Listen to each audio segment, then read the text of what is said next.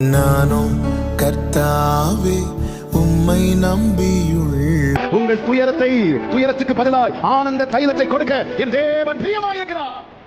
உங்களை சுத்தி இருக்கிறவங்க உங்களுக்கு செய்யறது அவருக்கு தெரியும். என்ன ஒருத்தங்க தள்ளுறதுனால அவர் பார்வை என்ன விடுவானா? சீக்கிரம் தள்ளுங்க. சில நேரத்துல நம்முடைய கேள்விகளுக்கு ஏற்ற மாதிரி பதில் தேவன் தராம ஏதோ ஒண்ணு பேசுறாருன்னா தெரியாம பேசுறது இல்ல. அதுல உன் ஃபியூச்சர் இருக்கிறது, நம்முடைய எதிர்காலம் இருக்கிறது. அற்பமா எண்ணப்பட்ட சகோதரி, ஆமென். அற்பமா எண்ணப்பட்ட சகோதரா, கர்த்தர் உன்னோடு பேசுற வார்த்தைகள் தான். எத்தனை நாட்கள் உங்களை கண்ணி குடிக்க வைக்கிற ஒரு காரியத்துக்காக இன்னைக்கு இந்த நாட்கள் இருக்கு. எத்தனை நாட்கள், எத்தனை வருடங்களா இந்த ஒரு காரியத்துக்காக, இந்த ஒரு சம்பவத்துக்காக, இந்த ஒரு காரியத்துக்காக அதை எழுதுங்க. நான் இயேசு கிறிஸ்துவின் நாமத்தில் வார்த்தையை பிடித்துக் கொண்டு சொல்லுகிறேன். இதற்கு பதிலாக, இந்த துயரத்துக்கு பதிலாக ஆனந்த தைலத்தை வீட்டுல இருக்கிறவங்க என்கிட்ட வந்து பேச யோசிக்கும் போது வானத்திலிருந்து இறங்கி வந்து என்னோடு பேசுகிறவனா? என் சொந்தக்காரங்க என்ன போன் பண்ணி பேச யோசிக்கும் போது, என் குடும்பத்தில் இருக்கிறவங்க என்கிட்ட பேச தயங்கும் போது வானத்திலிருந்து இறங்கி வந்து ஹல்லேலூயா. வேதத்தை எடுத்துக்கொள்ளும். ஏசாயா தீர்க்கதரிசன புஸ்தகம் 61வது அதிகாரம்.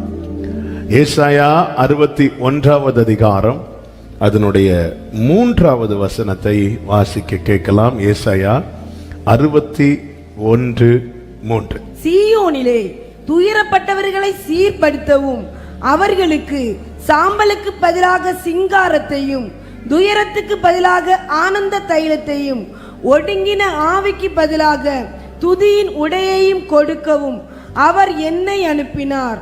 அவர்கள் கர்த்தர் தம்முடைய மகிமைக்கு என்று நாட்டின நீதியின் விருட்சங்கள் எனப்படுவார்கள். கரங்களை உயர்த்தி ஹல்லேலூயா. சீயோனிலே, சீயோன் பர்வதம் அது கர்த்தருடைய சமூகம், கர்த்தருடைய சபை. அங்கே துயரப்பட்டவர்களை சீர்படுத்தவும் என்று சொல்லப்பட்டிருக்கிறது. துயரத்துக்கு பதிலாக ஆனந்த தைலத்தை கொடுப்பேன் என்று கர்த்தர் சொல்லுகிறார். துயரப்பட்டவர்கள், ஒவ்வொருவருக்கும் ஒவ்வொரு காரியங்களை குறித்த துக்கம் அல்லது கவலை. சீயோனிலே துயரப்பட்டவர்களை குறித்து தேவன் எவ்வளவு கவனமா இருக்கிறார் பாருங்கள். அவருடைய சமூகத்தில் இருக்கிறவர்கள், அவரையே நம்பி இருக்கிறவர்கள், அவர்தான் கதி என வாழ்ந்து கொண்டிருக்கிறவர்கள், அவர்களுடைய துயரத்தை மாற்றுவதிலே தேவன் அவ்வளவு கவனம் உள்ளவராய் இருக்கிறார். இந்த பகல் வேளையிலே சமீபத்திலும் தூரத்திலும் இருந்து என்னை கேட்டுக்கொண்டிருக்கிற அன்பு சகோதரா சகோதரி, நீங்கள் துயரத்திலே மூழ்கி கொண்டிருப்பது தேவனுடைய சித்தம் அல்ல. உங்கள் துயரத்துக்கு பதிலாய் ஆனந்த தைலத்தை கொடுக்க என் தேவன் பிரியமாயிருக்கிறார். ஆமென் சொல்லுங்க பார்க்கலாம். நேரம் அதிகம் போகிறதுனால நான் நேரா செய்திக்குள்ளே வருகிறேன். புருஷன் பெயர் சொல்லப்படுகிறது, ஆனால் மனைவியின் குறை சொல்லப்படுகிறது. பெயர் சொல்லப்பட வேண்டிய இடத்துல குறை சொல்லப்படுகிறது.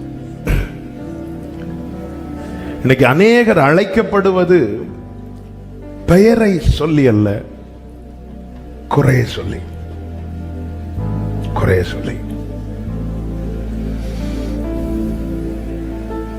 பெயர் சொல்லப்பட வேண்டிய இடத்துல குறை சொல்லப்படுகிறது. நீங்க நல்ல கவனிக்கணும். குறையுள்ள எல்லாரையும் குறை சொல்லிதான் அழைப்பார்களா அப்படின்னு கேட்டா இல்ல. ஏன்? எலிசபெத்தும் மலடியாய் தானே இருந்தாள். அவளுடைய பெயர் சொல்லப்பட்டிருக்கிறது. இங்கே மனோவாவின் மனைவி மலடியா இருக்கிறாள், ஆனால் அவள் பெயர் சொல்லப்படவில்லை, மாறாக அவள் குறை சொல்லப்படுகிறாள். அதே போலதான் யோனத்தானுடைய மகன் மேவிபோசேத் 2 சாமுவேல் 9வது அதிகாரத்துல தாவீது கேட்கிறாரு, யோனத்தான் நிமித்தம் தயை பாராட்டும்படி சவுல் குடும்பத்துல யாராவது இருக்கிறார்களா என்று விசாரித்த போது சீபா சொல்லுகிறார். 2 சாமுவேல் 9:3 வாசியுங்கள். அப்பொழுது ராஜா, தேவ நிமித்தம் நான் சவுலின் குடும்பத்தாருக்கு தயை செய்யும்படி அவன் வீட்டாரில் யாதொரு இருக்கிறானா என்று கேட்டதற்கு சீபா ராஜாவை பார்த்து, இன்னும் யோனத்தானுக்கு 2 கால்களும் முடமான ஒரு குமாரன் இருக்கிறான் என்றான். அங்கே குறை சொல்லப்படுகிறது. இப்ப நான் ஒரு கேள்வி கேட்கிறேன். இவன் ராஜ குடும்பத்தில் பிறந்தவன், ஆனா ராஜமேன்மை எல்லாம் இப்ப அவுட் ஆயிட்டு, எதுவுமே கிடையாது, சொந்த வீடும் கிடையாது, எதுவுமே எல்லாமே கைவிட்டு போயிட்டு. இப்பொழுது சீபா அவனை எப்படி சொல்றான்னா, 2 காலம் முடமான ஒரு குமாரன் இருக்கிறான். இதே மேவிபோசேத் அதே கால்கள் முடமாகவே இருக்கட்டும், அவன் மட்டும் சவுலும் யோனத்தானும் இருந்திருந்தால் இந்த சீபா இந்த மேவிபோசேத்தை எப்படி சொல்லுவானா? அதே அரண்மனையில் இவன் கால்கள் முடமாகவே இருக்கட்டும், சவுல் இருக்கிறார், யோனத்தான் இருக்கிறாங்க, அதே ராஜமேன்மை எல்லாம் இருக்கு, இருந்திருந்தால் இந்த சீபா இந்த மேவிபோசேத்தை எப்படி சொல்லியிருப்பார்? ராஜகுமாரன். இன்னைக்கு உலகம் குறையுள்ள எல்லாரையும் குறைய வச்சு பேசுவாங்களான்னு கேட்டா இல்ல. ஆமா, இவனுடைய குறையை நான் சொல்வதனால இவனுக்கென்று கேட்க யாரும் இல்லை. யார் மிகவும் குறைவுள்ளவர்களில் யார் மிகவும் அற்பமா எண்ணப்படுகிறார்களோ அவர்கள் பெயர் சொல்லப்பட வேண்டிய இடத்துல அவர்கள் குறைய சொல்லி உலகம் பேசும். யோவான் சுவிசேஷம் 9வது அதிகாரம் அதனுடைய 8வது வசனத்தை நீங்கள் பார்க்கும்போது, கர்த்தர் ஒரு பிறவி குருடனுக்கு சுகத்தை கொடுக்கிறார். அப்பொழுது அயலகத்தாரும் அவன் குருடனாய் இருக்கையில் அவனை கண்டிருந்தவர்களும், ஹே, இவன் உட்கார்ந்து பிச்சை கேட்டு கொண்டிருந்தவன் அல்ல, இவன் இன்னாரு தானேன்னு சொல்லி அவங்களால பெயர் சொல்லவே முடியல. குறையை மட்டுமே அடையாளமாய் கொண்டிருக்கிறான். இவன் இப்படி பிறந்தது யார் செய்த பாவம்? இவன் செய்த பாவம், இவன் பெற்றோர் செய்த பாவமான்னு சொல்லும் போது உடனே பெற்றோர் ஓடி வந்து, எப்படி நீங்க சொல்லலாம்? இவனை பத்தி யார் வேணாலும் என்ன வேணாலும் பேசுங்க, கேட்கறதுக்கு ஆள் கிடையாது. அப்படிப்பட்டவர்களே பெயர் சொல்லப்பட வேண்டிய இடத்துல குறையை, பலவீனத்தை வைத்து அடையாளப்படுத்தப்படுகிறார்கள். ஆமென். பைபிள் ஒரு வார்த்தை இருக்கு பாருங்க, சிறுமைப்பட்டவன் மேல் சிந்தை கொண்டவன். ஏன்னா ஆண்டவர் அப்படி நினைச்சிட்டே இருக்கிறார். நீங்க எவ்வளவுக்கு எவ்வளவு ஒதுக்கப்படுறீங்களோ அவ்வளவுக்கு அவ்வளவு தேவனால் கனப்படுத்தப்படுவீர்கள். நல்ல கரங்களை தட்டி ஆமென் சொல்லுங்க பார்க்கலாம்.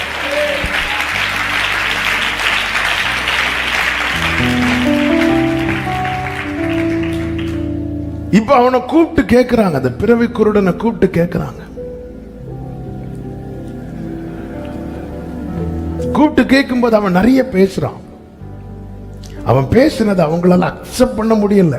ஏன்னா அவங்க பொறுத்த வரைக்கும் இவன் பிச்சை கேட்டு கொண்டிருந்தவன், இவன் பிச்சை கேட்டு கொண்டிருந்தவன், இவன் பிச்சை கேட்டு கொண்டிருந்தவன். இவன் பேச பேச பேச பேச அவங்களுக்கு கோபம் ஏறி 34வது வசனத்துல அவர்கள் அவனுக்கு, நான் வாசிக்கிறேன், பிரதியுத்தரமாக, முழுவதும் பாவத்தில் பிறந்த நீ எங்களுக்கு போதிக்கிறாயோ. என்ன வார்த்தைங்க இது! அவங்க அப்பா அம்மா கேட்டுட்டு சும்மா இருக்கிறாங்க. ஏன் சும்மா இருக்கிறாங்க தெரியுமா? 22வது வசனத்தை நீங்க பாத்தீங்கன்னா, அவங்க யூதர்களுக்கு பயந்தாங்க.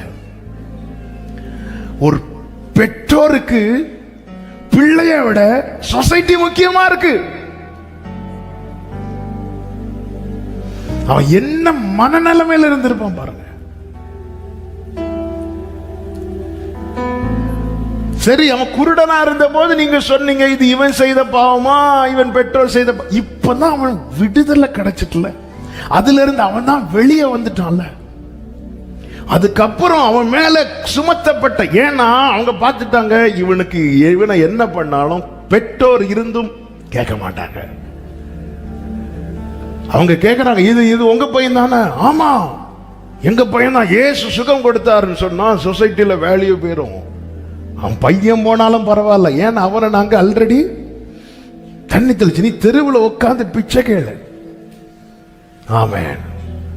யாரும் இல்லாதவங்க பிச்சை எடுப்பாங்க, அதுல நியாயம் இருக்குங்க. ஒரு குடும்பம் இருக்கு, பெற்றோர் இருக்கிறாங்க. பெயர் சொல்லப்பட வேண்டிய இடத்துல குறை சொல்லப்படுகிறது. யாருக்கு தெரியுமா? ஒண்ணு யாரும் இல்லாதவர்களுக்கு, இன்னொன்று இருந்தும் யாராலையும் அவர்களுக்கு எந்த பிரயோஜனமும் இல்லாதவர்களுக்கு. ஆனா நீங்க கவனிச்சீங்கன்னா, முழுவதும் பாவத்தில் பிறந்த நீ எங்களுக்கு போதிக்கிறாய் 34வது வசனத்தில் என்று சொல்லி அவனை புறம்பே தள்ளிவிட்டார்கள். ஓடி போய் அவங்க அம்மா பிடிக்கல, அவங்க அப்பா பிடிக்கல, அவன் இல்லைனாலும் எங்களுக்கு ஒண்ணு இல்லை. நம்ம பல நேரத்துல நம்முடைய காரியத்தை, வாழ்க்கையில் ஒரு மாற்றம் வந்ததுனால நிறைய பேர் சந்தோஷப்படுவாங்கன்னு தப்பா நினைச்சிட்டு இருக்கிறோம். உங்க வாழ்க்கையில் நடந்த ஒரு மகிழ்ச்சியான செய்தியை நீங்க ஒரு கொஞ்சம் பேர்ட்ட போய் சொல்லி பாருங்க, அவங்க ஃபேஸ் எக்ஸ்பிரஷனை காட்டி கொடுக்கும். அவங்க அதுல அவன் பையன் குருடனா இருக்கிறது குறித்து பயப்படுறதுல நியாயம் இருக்கு. பையனுக்கு பார்வை கிடைச்சது, வீட்டுல கடா வெட்டி கொண்டாட வேண்டிய இடத்துல அவங்க பயந்தார்கள் இருக்கு. ஆமென். நம்ம அழும்போது ஆறுதல் சொல்ல 100 பேர் வந்து நிப்பாங்க. அதே அழுகை ஆனந்த கழிப்பாய் மாறினதுக்கு அப்புறம் நிறைய பேர், பிரதர் எங்க குடும்பத்தில் இப்படி ஒரு காரியம், என் பையனுக்கு இப்படி ஒரு ரிசல்ட் ஆண்டவர் கொடுத்தாங்க. ஸ்தோத்திரம். முடிஞ்சு. ஒரு சந்தோஷமே கிடையாது. அப்படி நிறைய பேரை பார்த்திருக்கிறேன். நிறைய பேர் நம்ம எல்லாருமே பார்ப்போம். அவனை புறம்ப தள்ளுறாங்க. என் பையனை தள்ளிட்டீங்கல்ல, மக்களே நீ வா, நம்ம வீட்டுக்கு போலாம். நீ எதுக்குப்பா பிச்சை எடுக்கணும்? அவங்க அப்பா கூட்டு போல, அம்மா கூட்டு போல பைபிள் சொல்லுகிறது. அதனுடைய 35 வாசியங்கள். அவனை அவர்கள் புறம்பே தள்ளிவிட்டதை இயேசு கேள்விப்பட்டு கைகளை உயர்த்தி ஆமென் சொல்லுங்க பார்க்கலாம். ஹalleluya, ஹalleluya, ஆமென், ஆமென். இந்த வார்த்தையை சொல்லும் போது ஒரு செய்தி உங்களுக்கு சொல்றேன். உங்களை சுத்தி இருக்கிறவங்க உங்களுக்கு செய்யறது அவருக்கு தெரியும். அவருக்கு தெரியும். அவருக்கு தெரிய வரும். உங்களை சூழ்ந்து இருக்கிறவங்க உங்களுக்கு செய்கிறது ஆமென் சொல்றவங்க நல்ல கரங்களை தட்டி உங்களை சுத்தி இருக்கிறாங்க தெரியுமா? அவங்க உங்களுக்கு செய்யறது அவருக்கு தெரியும். இயேசு கேள்விப்பட்டு, ஹalleluya, யாருங்க சொல்லி கொடுத்திருப்பா? யார் சொல்லி கொடுத்திருப்பா? ஆமென். இந்த செய்தி எல்லாம் பரவுது. பெற்றோர் போய் முறையிட்டாங்களா? இல்ல. என பெற்றோருக்கு அவன் இருந்தாலும் ஒண்ணுதான், அவங்க விரும்பல. இவன் பார்வை அடைந்து இருப்பதை விரும்பவில்லை. அவன் வழியில உட்கார்ந்து பிச்சை எடுத்தா நமக்கும் ஈவினிங் போனா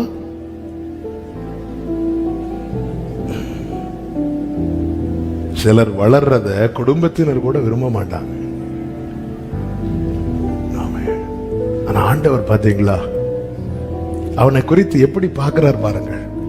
9வது அதிகாரம் 3வது வசனத்துல, இது இவன் செய்த பாவம் இல்லை, இவனை பெற்றோர் செய்த பாவம் இல்லை, தேவனுடைய கிரியைகள் இவனிடத்தில் வெளிப்படும் பொருட்டு இப்படி பிறந்தான்.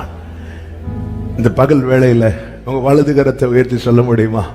என்னை உம் சித்தப்படி ஜெனிப்பித்ததற்காக ஸ்தோத்திரம். ஜெனிப்பித்தவர் நீர்தானையா, கைவிடவில்லை ஐயா. பாடுங்க, க்ளோரி.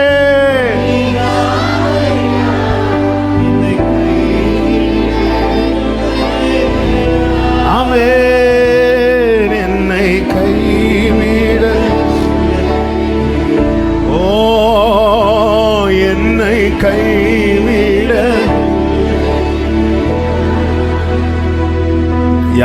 உங்களுக்கு என்ன செய்யறாங்க கர்த்தருக்கு தெரியும். யார் உங்களை எப்படி பார்க்கறாங்க, லேயாள் அற்பமா எண்ணப்பட்டதை கர்த்தர் கண்டு பார்க்கிறார். நம்ம ஒரு இடத்துக்கு போகும்போது நம்ம சுத்தி இருக்கிறவங்க நம்மளை எப்படி பார்க்கறாங்கன்னு கர்த்தர் பார்க்கிறாராம். ஆமென். எல்லா பெற்றோரும் நம்ம பிள்ளைங்க ஸ்டேஜில் பெர்ஃபார்ம் பண்ணும்போது நம்ம பிள்ளைகளையும் பார்ப்போம், அப்படி பக்கத்தில் இருக்கவங்கலாம் பிள்ளை எப்படி பார்க்குறாங்கன்னு பார்ப்போம். அவர் நம்ம அப்பாங்க. நம்மளை மற்றவங்க எப்படி பார்க்குறாங்க, ஒரு இடத்துக்கு போகும்போது, சர்ச்சுக்கு வரும்போது சர்ச்சில் இருக்கிறவங்க நம்மளை எப்படி பார்க்குறாங்க, பாஸ்டர் எப்படி பார்க்குறாங்க, பக்கத்தில் இருக்கிறவங்க எப்படி பார்க்குறாங்க, வேலைக்கு போகும்போது வேலை ஸ்தலத்தில் இருக்கிறவங்க நம்மளை எப்படி பார்க்குறாங்க, ஒரு கல்யாண வீடோ அல்லது ஏதோ ஒரு ஃபங்க்ஷன் போகும்போது நம்மளை எப்படி பார்க்குறாங்க, எல்லாத்தையும் கர்த்தர் பார்ப்பார். அவன் புறம்பே தள்ளப்பட்டதை இயேசு கேள்விப்பட்டு அவனை கண்டு, என்ன ஒருத்தங்க தள்ளுறதுனால அவர் பார்வை என் மேல் விழுமானா, சீக்கிரம் தள்ளுங்க, சீக்கிரம் தள்ளுங்க.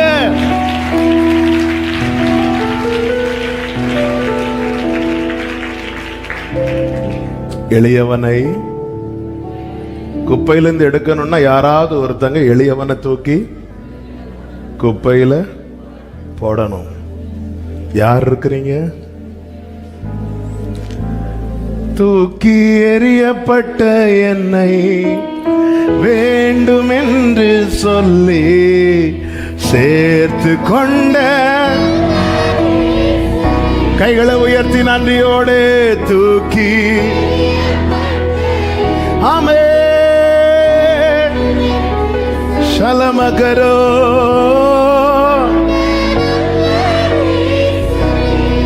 அழகான கண்கள், அழகான கண்கள், ஹல்லேலூயா, முடிந்ததென்று நினைத்த நான். மனோவா, அவன் பெயர் மனோவா, அவன் மனைவி பிள்ளை பெறாத மலடியா இருந்தாள் என்று சொல்லப்பட்டிருக்கிறது. 3வது வசனத்திலே கர்த்தருடைய தூதனானவர் அந்த ஸ்திரீக்கு தரிசனமாகி, யாருக்கு? பெயர் சொல்லப்பட வேண்டிய இடத்துல குறை சொல்லப்பட்டவளுக்கு, மனுஷன் பார்க்கிறபடி நான் பாரு. நாம கொஞ்சம் பேர் நினைச்சிருப்போம் தெரியுமா, எந்த ஒரு காரியம் ஆண்டவர் இவங்கள்ட்ட தான் வெளிப்படுத்துவார்.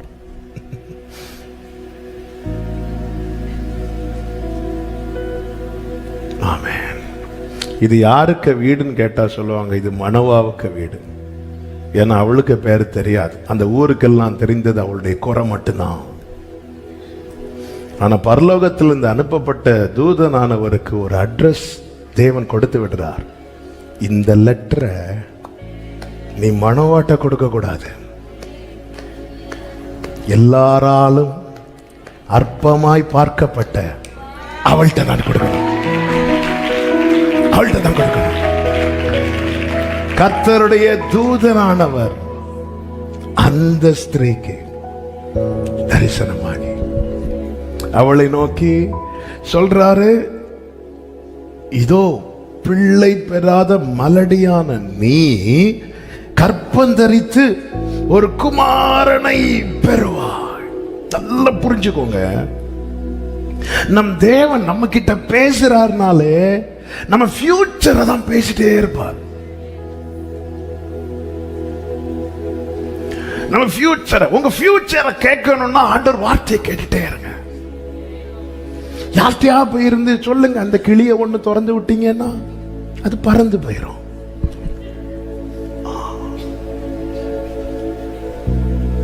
சிலர் அப்படியே அங்கங்க பார்த்து கைய,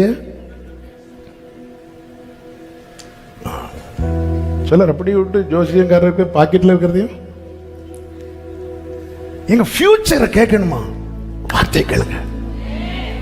ஆண்டவர் நம்மை உணர்த்த நம் நிகழ்காரியத்தை குறித்து பேசுவார். டேய், இப்படி பண்ணிட்டு வந்திருக்கிற, இதை செய்யற, அது என்னை உணர்த்த, நம்மை உயிர்ப்பிக்க நம் எதிர்காலத்தை குறித்து பேசிட்டே இருப்பார். ஆமென். உலர்ந்த எலும்பா இருந்தாலும் கர்த்தருடைய வார்த்தையை கேட்டா எழும்பி நிற்கும். எனக்கு ஒரு காலம் உண்டு. ஆண்டவர் பரத்திலிருந்து வார்த்தை அனுப்புறது இப்படி நடந்துட்டாப்பா, இப்படி சரி போட்டு விடு அப்படி சொல்வதற்கல்ல. ஆண்டவர் ஃபியூச்சரை தான் பேசிட்டே இருப்பார். நாம் அப்படி இல்ல. மார்த்தாளும் மரியாளும் இயேசுவின் இடத்துல ஆட்கள் அனுப்புறாங்க. அவன் வியாதியா இருக்கிறான். அவன் நம்ம மார்த்தாள் மரியாள் நிகழ்காரியத்தை பேசிட்டு இருக்கிறாங்க. ஆண்டவர் ஃபியூச்சரை பேசுறார். கர்த்தர் மகிமைப்பட போறார்ப்பா. ஆமா, நல்லா புரிஞ்சுக்கோங்க. சில நேரத்துல நம்முடைய கேள்விகளுக்கு ஏற்ற மாதிரி பதில் தேவன் தராம ஏதோ ஒண்ணு பேசுறாருன்னா தெரியாம பேசுறது இல்ல. அதுல உன் ஃபியூச்சர் இருக்கிறது, உன்னுடைய எதிர்காலம் இருக்கிறது. அற்பமா எண்ணப்பட்ட சகோதரி, ஆமென், அற்பமா எண்ணப்பட்ட சகோதரா, கர்த்தர் உன்னோடு பேசுற வார்த்தையில தான்.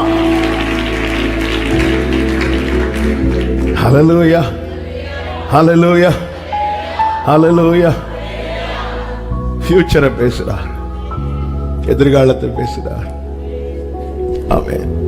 அழைக்கப்பட்டவர்களுடைய பாஸ்ட பேசி, கடந்த காலத்தை பேசி. பேதுருட்ட பாருங்க, அவரை பேதுரு முதலாவது அந்திரேயா இயேசுவின் இடத்துல அழைத்து வர, பேதுரு போயிட்டான். திருப்பி ஆண்டவர் வா, உன்னை நான் மனுஷனை பிடிக்கிறவர்களாக மாற்றுவேன். ஃபியூச்சரை பேசுறார் பாருங்க. அங்க ஆனாலும் அன்னைக்கு உன் சகோதரன் கூட்டிட்டு வந்தப்போ போயிட்ட பாத்தியா, உனக்கு இதுவும் வேணும். எப்போ மீன் பிடிச்சு நைட்டு ஃபுல்லா வலைய போட்டு ஒன்றும் கிடைக்காம இருக்கும்போது இயேசு திருப்பி வரார். செகண்ட் டைம் பீட்டரை மீட் பண்றார். பேதுரு, எப்படி கிடைக்கும்? அன்னைக்கு நீ ஒழுங்கா வந்திருந்தா, கடந்ததை சொல்லி குற்றப்படுத்த அல்ல, அவர் இறங்கி வந்தது, அவர் செய்ய போகிறதை சொல்லி நம்மை தட்டி எழுப்பவே அவர் இறங்கி வந்தார். ஃபியூச்சரை பேசுறார். திருப்பி மறுதலிக்கிறான் பேதுரு. மனம் கசந்து அழுது மன்னிப்பு வாங்கிட்டார். இப்போ இயேசு வரார். பேதுருவே, அன்பு கூறுகிறாயா? ஆமா, என் ஆடுகளை மேய்ப்பாயா? ஃபியூச்சரை பேசுறார். இதான் ஆண்டவர். ஆமென். கடந்ததை பேசி நம்மை கடந்த காலத்துக்குள்ளே கொண்டு போவதுதான் பிசாசனுடைய.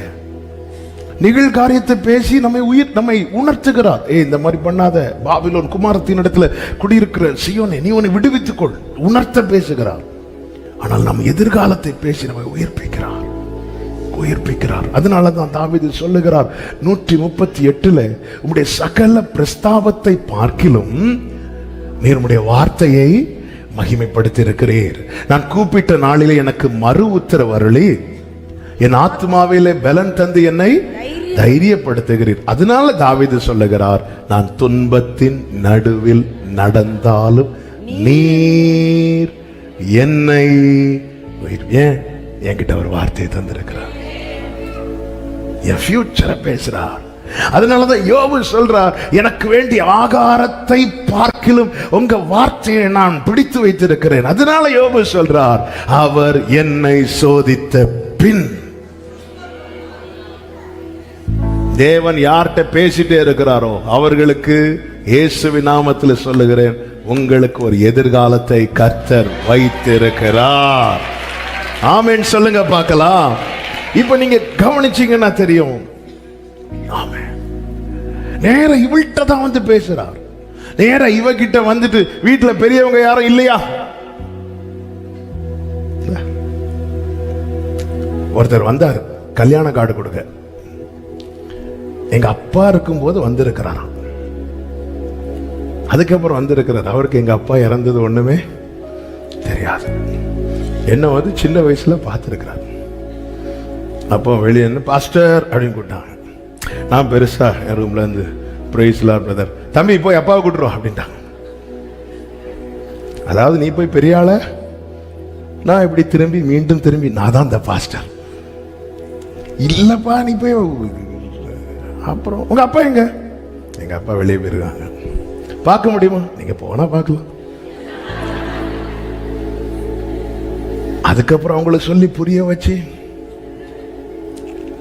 எப்படி இருக்குங்க? தூதன் வந்து வீட்டில் வந்து இருந்துட்டு இவங்க மனைவி இருக்க, என்னம்மா வீட்டில் வேற பெரிய ஆள் யாரும் இல்லை, நீ தள்ளிப்போ, வேற யாரையும் கூட்டிட்டு வா.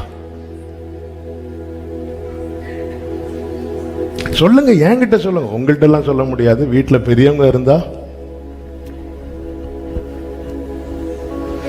அவர் என்னை ஒருபோதும் கைவிட மாட்டார். நான் சொல்றது எத்தனை பேருக்கு விளங்குதுன்னு புரியல. பக்கத்து வீட்டுல இருக்கிறவங்க என்கிட்ட வந்து பேச யோசிக்கும் போது வானத்திலிருந்து இறங்கி வந்து என்னோடு பேசுகிறவர்.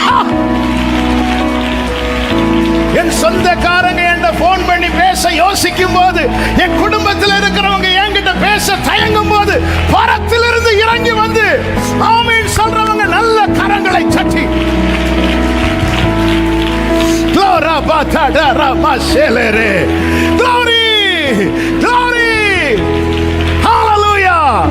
உங்ககிட்ட யாருங்க இப்படி வந்து பேசுவா? ஆமென், ஹல்லேலூயா. எத்தனை பேருக்கு விரும்பி வந்து பேசுறாங்க, ஆனா அவர் இறங்கி வந்து ஹல்லேலூயா. எத்தனை சோதனைகள், இன்னைக்கு வார்த்தையும் பாட்டும் சேர்ந்து வந்துட்டே இருக்கு. வேதனையின் பாதைகள் இறங்கி வந்து என்னை மறைத்து நான் உண்டு என்றீரே,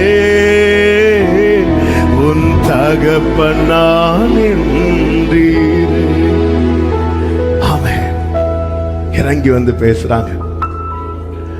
இப்படி ஃபியூச்சரை பேசுறார். நீ கர்ப்பவதி ஆகி ஒரு குமாரனை பெறுவாய்.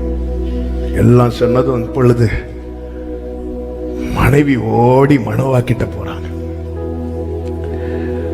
ஆமென். ஆண்டவர் எப்படி மாத்துறார் பாருங்க.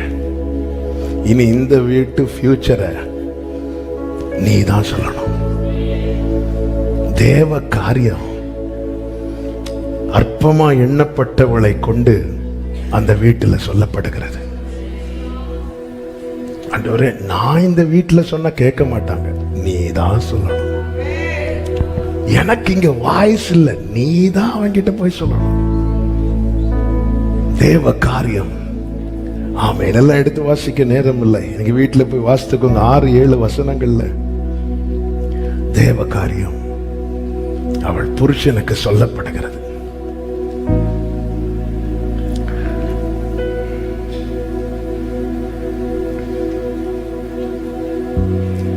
அந்த புருஷனையும் பாருங்க, என் மனைவியோட பேசினது நீர்தானா என்று கேட்காமல் 12வது வசனத்துல 11வது வசனத்துல கேட்கிறார், இந்த ஸ்திரீயோட பேசினவர் நீர்தானா?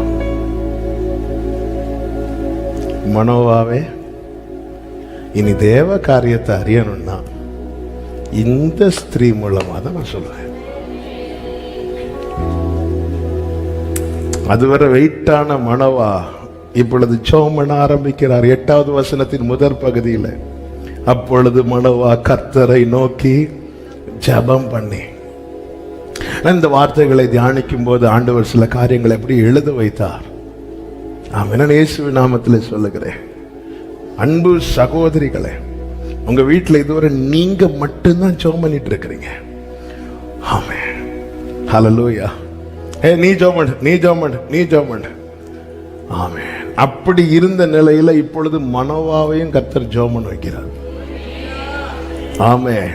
ஒரு காலத்தை கர்த்தர் வச்சிருக்கிறார். ஒரு என்கவுண்டர் கர்த்தர் வைத்திருக்கிறார். ஹல்லேலூயா. இதுவரை ஒரு குடும்பத்திலிருந்து ஒரு நபருடைய ஜெப சத்தம் மாத்திரமே கேட்டது. இப்பொழுது 2 பேருடைய ஜெப சத்தம் கேட்கப்படுகிறது. நான் சொன்னேன் அல்லவா, ஆண்டவர் ஃபியூச்சரை பேசிட்டே இருக்கிறார்.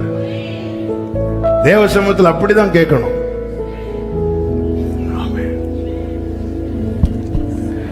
அது மாத்திரமல்ல, அப்படின்னு ஆண்டவரை எனக்கும் நான் அது என்ன செய்யணும் என்பதை எனக்கும் வெளிப்படுத்த நீங்க வாங்கப்பான்னா, ஆண்டவர் தம்முடைய தூதனை மீண்டும் யார்கிட்ட தான் அனுப்புறார்?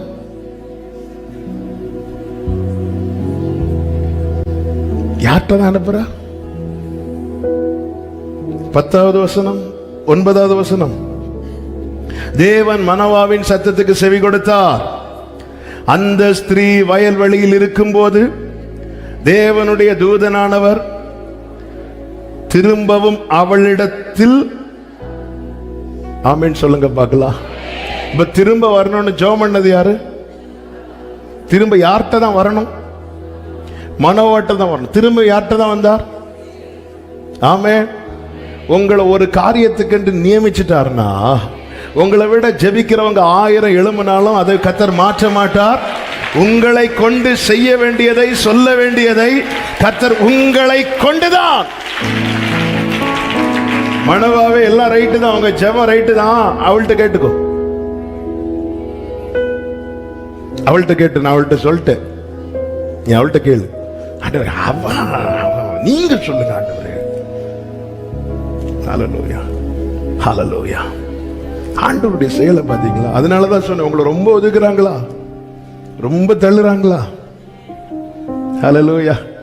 அதாவது பேதுருவுக்கு தேவையான வரி கட்டுவதற்கு வேண்டிய ஒரு பணத்தை எப்படி ஒரு மீனின் வாய்க்குள்ள வைத்திருக்கிறாரோ, அப்படியே நம் குடும்பத்துக்கு வேண்டிய மன்னாவை கர்த்தர் நம் வாயிலே வைத்திருக்கிறார்.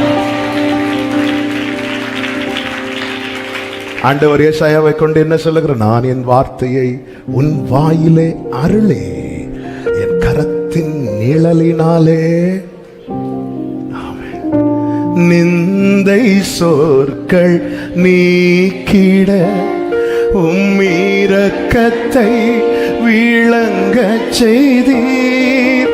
நிந்தித்தோரின் கண்கள் முன்னே நினைத்தீரா அற்புதம் செய்தீர். நித்தியரே நிரந்தரமே நீதியால் நீலைந்தவரே, நித்தியரே நிரந்தரமே.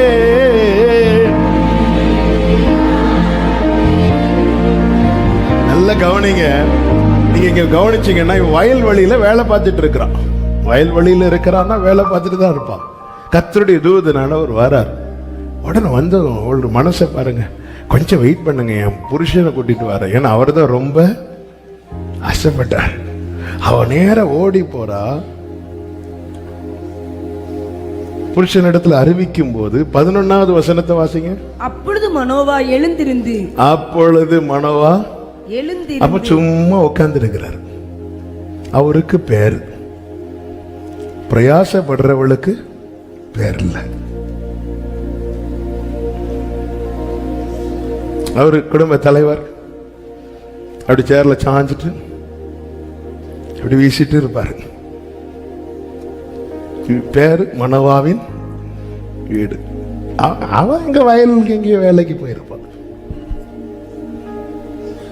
குடும்பத்துல நீங்க பட்ட பிரயாசம், நீங்க வடித்த கண்ணீர் மதிப்பில்லாம போகாது, போகாது. நான் நினைக்கிறேன், ஒருவேளை மனோவா இன்னும் அந்த ஜெபத்தை கண்டினியூ பண்ணிட்டே இருந்திருப்பாரு. நீ வேலைக்கு போ, நான் உபவாசத்துல இருக்க போறேன், நீ பா. நேரம் வாங்க வந்திருக்கிறார். மனோவா எழுந்து அவள் பின்னாலே. இப்ப ஃப்ரெண்ட்ல கத்தர் யார வச்சுட்டாரு? ஃப்ரெண்ட்ல யார வச்சுட்டாரு? இதுவரைக்கும் இருந்ததல்ல, தேவ சந்திப்புக்கு பிறகு இனி இருக்க போகிறது. நேரம் வந்து பேசியாச்சு. அவரும் சொல்லுகிறார். நீங்க கவனிச்சீங்கன்னா தெரியும், 11வது வசனத்துல அவள் பின்னால போய் அவரிடத்தில் வந்து ஜெபிக்காதவன் இப்ப ஜெபிக்க ஆரம்பிச்சுட்டான். இப்ப சமூகத்துல அன்னைக்கு இவள் மட்டும் இருக்கிறாள் அவர் சமூகத்துல, இப்பொழுது இவள் மட்டுமல்ல, இவளுடைய புருஷனும் அவர் சமூகத்துல இந்த பகல் வேளையிலே தனியாக வீட்டுக்கு தெரியாம வந்து ஆராதிக்கிறவங்க கூட இங்க உண்டு. புருஷனுக்கு தெரியாம ஆராதிக்கிறவங்க உண்டு. ஆராதிக்க வருவதனாலே நிந்தை அவமானங்களை சகித்திருப்பவர்கள் உண்டு. இயேசு கிறிஸ்துவின் நாமத்தில் சொல்லுகிறேன், உங்கள் துயரத்துக்கு பதிலாக ஆனந்த தைலத்தை கொடுக்கும்படிக்கு உங்களை குடும்பமாய் கர்த்தர் கொண்டு வந்து நிறுத்துவாராக. நல்ல கரங்களை தட்டி ஆமென் என்று சொல்லி, நித்தியரே நிரந்தரமே நீதியா நிறைந்தவரே, நித்தியரே நிரந்தரமே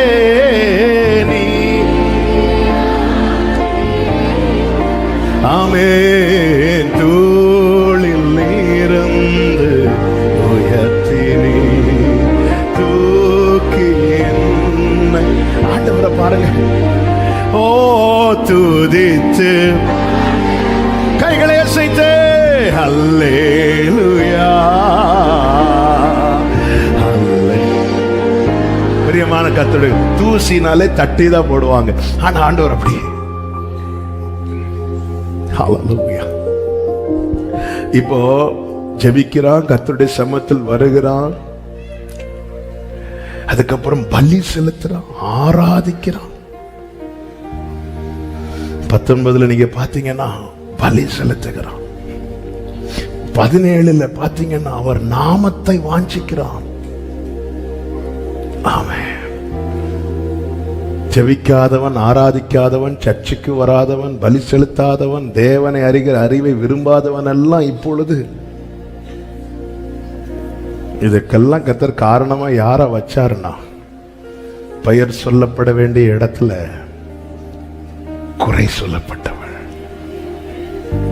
அவள்கிட்ட தனி போய் கூட்டுருவா. என்னங்க, சும்மாரு, நான் இங்க நெடுமுழங்கால் ஜெபம் பண்ணிட்டு இருக்கிறேன். அதெல்லாம் இருக்கட்டும், வந்து இருக்கிறார், வந்துட்டு போங்க. என்ன அவர் திருப்பியும் வாங்கிட்டு தான், இனி எப்போ என்கிட்ட தான் வருவார். ஏன்னா அவர் என்ன சொல்லுகிறார், துயரத்துக்கு, எல்லாரும் அந்த வார்த்தையை ரிப்பீட் பண்ணுங்க, பதிலாக பதிலாக. ஆமாம், துயரத்துக்கு. அப்ப இந்த வீட்டில் ரொம்ப துயரம் அடைஞ்சது யாரு? அதனாலதான் சங்கீதக்காரன் ஜெபிக்கிறான், நாங்கள் துன்பத்தையும் வருத்தத்தையும் கண்ட நாட்களுக்கு சரியாக. 40 வருஷத்தை மோசே வெறுமனே வனாந்திரத்தில் இருக்க வேண்டிய சூழ்நிலை, ஆண்டவர் துயரத்துக்கு பதிலாக அடுத்த 40 வருஷம் வனாந்திரத்தில் மோசே கொண்டு கர்த்தர் அநேக அற்புதங்களை, அடையாளங்களை. இந்த பகல் வேளையில் என்னை கேட்கிற ஒவ்வொருவருக்கும் இயேசு எத்தனை நாட்களை உங்களை கண்ணீர் வடிக்க வைக்கிறார் ஒரு காரியத்துக்காக. இன்னைக்கு அந்த நாட்களை எழுதுங்க. எத்தனை நாட்களா, எத்தனை வருடங்களா இந்த ஒரு காரியத்துக்காக, இந்த ஒரு சம்பவத்துக்காக, இந்த ஒரு காரியத்துக்காக அதை எழுதுங்க. நான் இயேசு கிறிஸ்துவின் நாமத்தில் இந்த வார்த்தையை பிடித்து கொண்டு சொல்லுகிறேன், இதற்கு பதிலாக, இந்த துயரத்துக்கு பதிலாக கர்த்தர் ஆனந்த தைலத்தை. நம்புறவங்க மாத்திரம் கரங்களை தட்டி ஆமென் என்று சொல்லி நல்ல கவனமா கேளுங்க. இப்போ பலி செலுத்துறாங்க, கர்த்தருடைய தூதனானவர் ஏறி போகிறார். உடனே மணவா சொல்லுகிற ஒரு வார்த்தை உண்டு. 22வது வசனத்துல, தன் மனைவியை பார்த்து நாம் தேவனை கண்டோம், சாகவே சாவோம் என்றான். ஐயோ, அவ்வளவுதான், இனி நமக்கு லைஃபே இல்ல, நம்ம சாகவே சாவோன்னு சொல்லும் போது அவள் அவன்கிட்ட நம்பிக்கையின் வார்த்தையை சொல்லி பலப்படுத்துறாள். என்ன சொல்லி பலப்படுத்துறார் பாருங்கள், கர்த்தர் நம்மை கொன்று போட சித்தமா. இந்த வார்த்தை நல்லா கவனிக்கணும். நம்மை அழிப்பதுதான் தேவனுக்கு சித்தமா இருந்தால் அவர் நம்முடைய கையிலே சர்வாங்க தகன பலியையும் போஜன பலியையும் ஒப்புக்கொள்ள மாட்டார். இவைகளை எல்லாம் நமக்கு காண்பிக்கவும் மாட்டார். இவைகளை நமக்கு ஆண்டவருக்கு நம்மை அழிப்பதுதான் சித்தம்னா நமக்கு தேவன் ஒண்ணுமே பேசி இருக்க மாட்டார். நம்மளை தேவன் ஆராதிக்க வச்சிருக்கவே மாட்டார். கர்த்தர் நம்மை செபிக்க வைத்திருக்கவே மாட்டார். கர்த்தர் நம்மை செபிக்க வைக்கிறார், ஆராதிக்க வைக்கிறார், வார்த்தை கேட்க வைக்கிறார்னா அழிப்பதல்ல, ஆசீர்வதிப்பதே. ஆமென் சொல்றவங்க கரங்களை தட்டி தேவனுக்கு மகிமை. அழிப்பது தேவ சித்தம்னா உன்னை இங்க கொண்டு வந்திருக்கவே மாட்டார். அழிப்பது தேவ சித்தம்னா இந்த சத்தத்தை கேட்க வைத்திருக்கவே மாட்டார். ஹல்லேலூயா, ஹல்லேலூயா. என்னை சிலவற்றை காண வைக்கிறார், என்னை சிலவற்றை கேட்க வைக்கிறார். எனக்கு தெரியும் அழிப்பது அவர் சித்தம் அல்ல. வலது கரத்தை உயர்த்தி சொல்லுங்கள், அழிப்பது அவர் சித்தம் அல்ல, அழிப்பது அவர் சித்தம் அல்ல. ஆமே. இனி அவ்வளவுதான், இனி அவ்வளவுதான் இந்த கேள்வி வரும்போது இந்த வசனம், கர்த்தர் நம்மை கொண்டு போட சித்தமா இருந்தா நம்மளை ஆராதிக்க விட்டிருக்க மாட்டாரு. நம்மை விட தகுதி உள்ள எத்தனை பேர் ஆராதிக்க முடியாமல் இருக்கும் போது நம்ம கொண்டு வந்து ஆராதிக்க வைக்கிறார். அவன் ஜெபிக்க வைக்கிறார், துதிக்க வைக்கிறார். சில காரியங்களை, அடையாளங்களை நம்முடைய கண்களில் காண வைக்கிறார், சில காரியங்களை கேட்க வைக்கிறார். அதனால நீங்க தப்பா நினைக்காதீங்க. வார்த்தைய, ஃபியூச்சரை பார்க்கிறவங்க தான் இப்படி பேசுவாங்க. இதனாலதான் பவுல் சொல்றாரு, இங்க பாருங்க, கப்பல் சேதம் உண்டான போது பயப்படாதீங்க. கப்பல் சேதமே இல்லாம உயிர் சேதம் வராது. ஏன்? எனக்கு சொல்லப்பட்ட பிரகாரமாகவே நடக்கும் என்று நான் தேவன் பேரில் மிகவும் தனித்து விடப்பட்டவள்.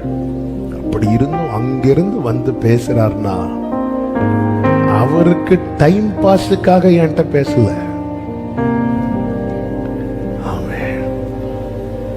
அவர் பேசி இருக்கிறார், அழிக்க மாட்டார், ஆசீர்வதிப்பார். 24வது வசனத்துல, பின்பு அந்த ஸ்திரீ ஒரு குமாரனை பெற்று அவனுக்கு பேர் வச்சது யாரு? யார் பேர் வைக்கணும்? அப்பா தான் வைக்கணும். சிறியவன் சின்னவனை 1000ஆகவும் சிறியவனை பலத்த ஜாதியமாக்குவான். அவதான் பெயர் வைக்கிறான். மனவ சொல்லியிருப்பார், நீயே வச்சிருமா, நான் வாயை திறந்தா அபத்தம் சொல்லிட்டு இருக்கிறேன், நீ பயங்கரமா பேசுறிய, எப்படிமா இது ஒன்னால சாத்தியாச்சு? அவ சொல்லுவா, அவ்வளவு அடி என் வாழ்க்கையில, அவ்வளவு அடிபட்டிருக்கிறேன். என் ஆண்டவர் எப்படிப்பட்டவர் தெரியுமா? நொறுங்கினவர்களுக்கு உள்ளே இருந்து நொறுங்கினவர்களை உயிர்ப்பிக்கிறவராயிருக்கிறார்.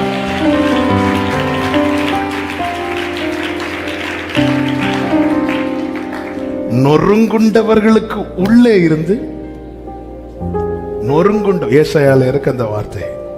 ஏசாயா 57 ரைட் சைடுல இருக்கு பாருங்க. எடுத்தீங்களா? 57:15 வாசிங்க. நித்திய வாசியும் பரிசுத்தர் என்கிற நாமம் உள்ள மகத்துவமும் உன்னதமானவர் சொல்லுகிறார், உன்னதத்திலும் பரிசுத்த ஸ்தலத்திலும் வாசம் பண்ணுகிற நான் பணிந்தவர்களின் ஆவியை உயிர்ப்பிக்கிறதற்கும் நொறுங்கினவர்களின் இருதயத்தை உயிர்ப்பிக்கிறதற்கும் நொறுங்குண்டு பணிந்த ஆவி உள்ளவர்களிடத்திலும் வாசம் பண்ணுகிறேன். நொறுங்கினவர்களை உயிர்ப்பிக்க நொறுங்குண்டவர்களிடத்தில் வாசம் பண்ணுகிறார். இதுவரை நொறுங்காத மனோவா இப்பொழுது நொறுங்குகிறான். ஐயோ, இனி அவ்வளவுதான். ஆல்ரெடி நொறுக்கப்பட்டவள் சொல்றார், நீங்க இப்பதானே இந்த அடி, நமக்கெல்லாம் அடி எப்பவே. அழிப்பது சித்தம்னா அவர் பேசி இருக்கவே மாட்டாரு. நம்மள வகையே, நம்ம ஒரு லாங்குவேஜ்ல வகையே வைத்திருக்க மாட்டாரு. நம்ம ஒரு பொருட்டா எண்ணி இவ்வளவு காரியங்களை காண்பித்து இவ்வளவு டீட்டெயிலா நம்ம கிட்ட பேசுறாருன்னா அழிப்பது அல்ல அவர் சித்தம்.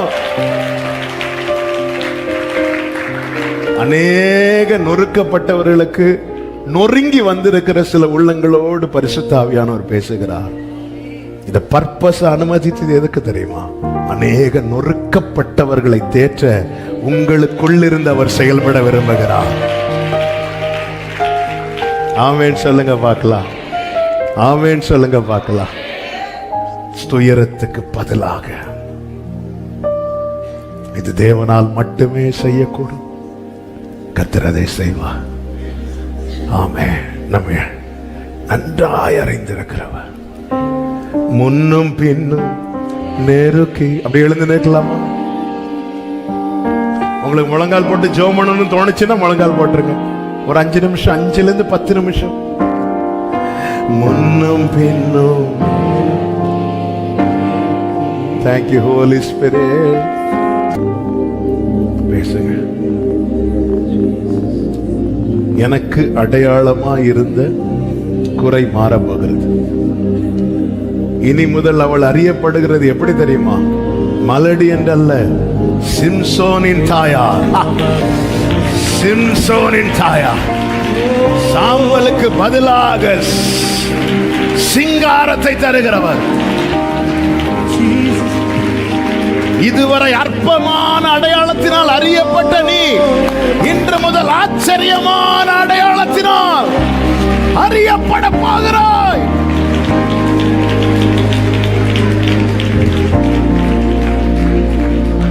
ஜெபம் பண்ணுங்க, ஆண்டவர்கிட்ட பேசுங்க.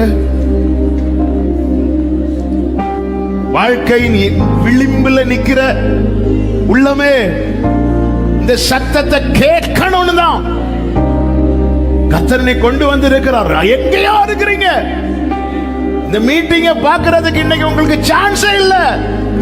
இந்த சத்தத்தை கேட்கணும்னு உங்களை பார்க்க வைக்கிறார். உன்னை அழிப்பதுதான் தேவ சித்தமானார்.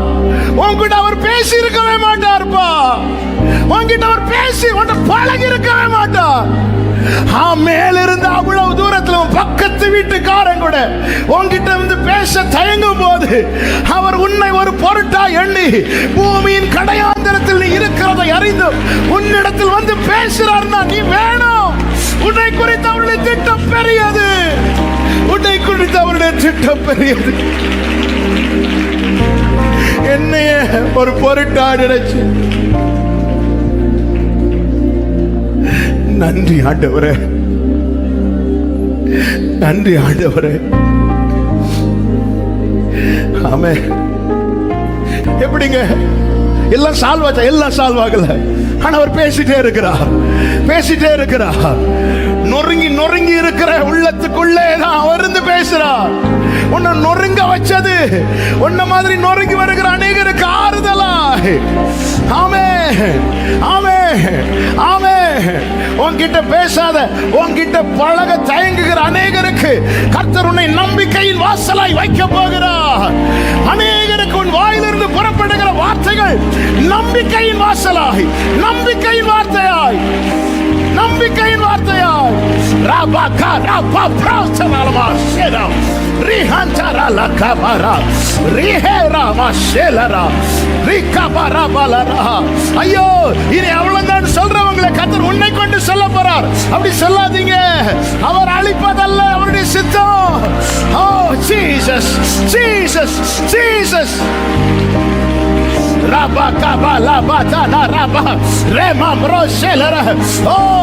அபிஷேகம் என்றவங்க அந்நிய பாஷையில உன்னத பேலன் வந்து நிரப்புகிறது. உன்னத பேலன் இடை கட்டுகிறது.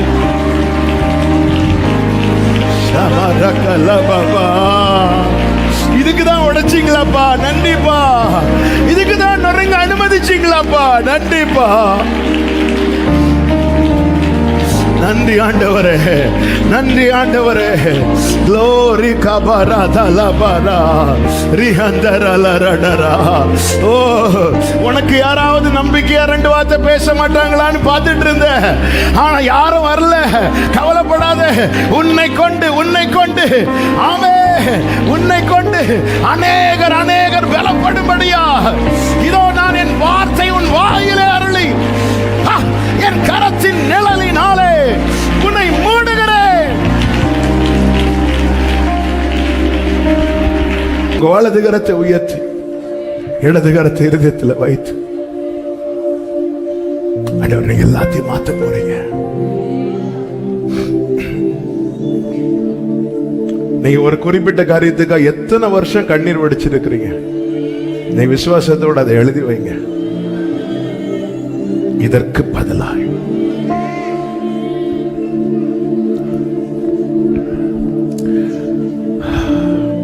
கத்த தரவா மாற்றுவா. உம்மை தான் நம்பி வாழ்கின்றேன் ஏசையா,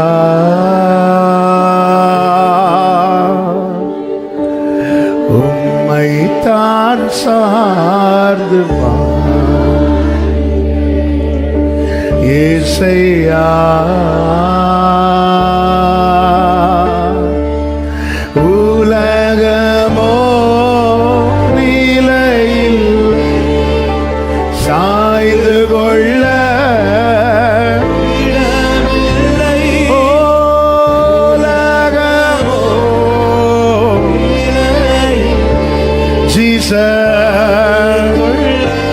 அப்படியே ரெண்டு கைகளை விரித்து உயர்த்தி நித்திய கண்மலை நித்திய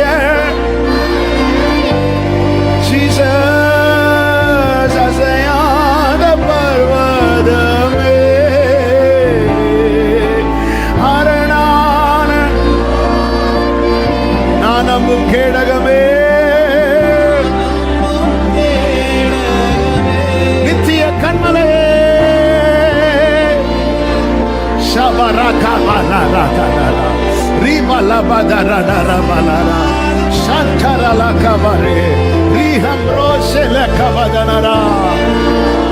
Jesus, Jesus, Jesus. கண்களை ஏறெடுத்து சொல்லுங்கள், உம்மை என்றும் வெட்கப்பட்டு போவதில்லை.